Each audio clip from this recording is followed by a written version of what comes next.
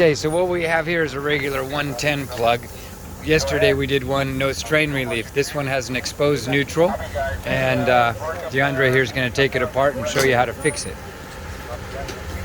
So when he takes it apart, we're going to shorten up the wires and fix that strain relief. So there's two screws. You just unscrew them. They unscrew pretty fast. You have to be really straight and hold it really firm. And you need a move, brother?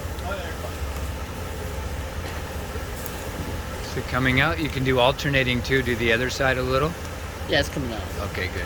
Do the other side though, because if it puts too much stress, like go back and forth. You remember how we talked about that? Because sometimes if it puts too much stress on one side, it'll snap it. And these come out quick. Is it turning out quick?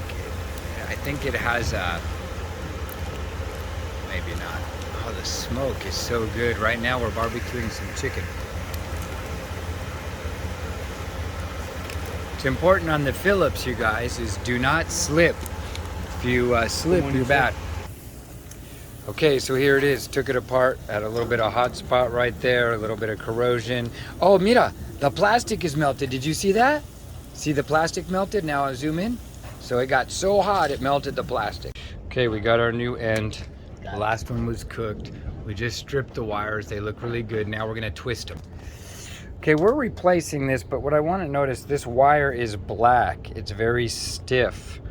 It should be like this neutral. It's been having too much of a load, or it's very stiff wire, so we should replace this cord. It's probably been run over too.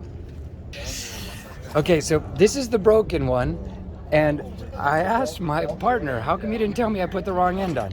He said he's still learning. So he's learning about which one goes in, and we're gonna put the right one on. This is the right one. So in order to take it off, we're gonna undo that cable there. And he's using a square bit, so stick it in the end.